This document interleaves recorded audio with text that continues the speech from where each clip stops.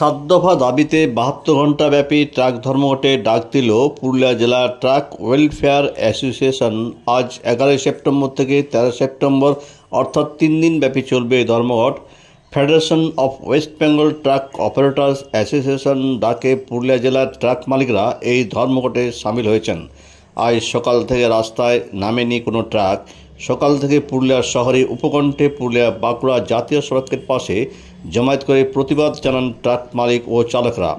Overload বন্ধ, police এবং civic ভলেন্টিয়ারদের অত্যাচারের প্রতিবাদ, গাড়ি বাতিলের ঊর্ধ্বসীমা বাড়িয়ে ২০ বছর করার দাবি, এমভিআই এবং মোটর ভেহিকল অফিসের দুর্নীতির অভিযোগ তুলে এই ধর্মঘটে সামিল হয়েছেন ট্রাক মালিক ও চালকরা। ট্রাক মালিকরা জানান, দীর্ঘদিন ধরে নানান সমস্যায় পড়তে হচ্ছে চালক এবং মালিকদের, তাই আজ ৩ দিনের ধর্মঘটে ডাক দেওয়া হয়েছে। কোনোরকম সদর্থক আশ্বাস না পেলে আগামী দিনে বৃহত্তর আন্দোলনের হুঁশিয়ারি দিয়েছেন ট্রাক মালিকরা।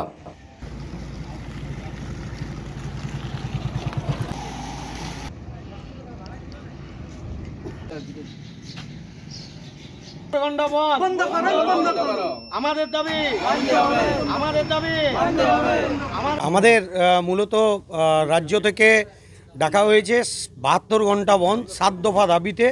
সেই বন্ধ আমরা সর্বসম্মতভাবে সাফল্যমণ্ডিত করছি। মূল দাবি কি? মূল দাবি আছে আমাদের ২০ বছরের গাড়ি করতে হবে, যেটা ১৫ বছর গভর্নমেন্ট ব্যান্ড করেছে, সেটাকে ২০ বছর করতে হবে। আরও এরকম ৭টা দাবি আমাদের নিয়ে চলছে। কতদিন ধরে চলে?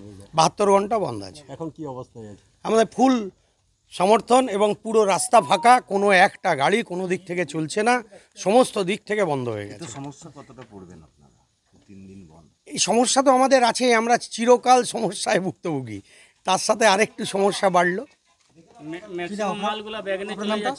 আমার নাম অমিত ঘোষ, সাধারণ সম্পাদক, Purulia district truck owner association.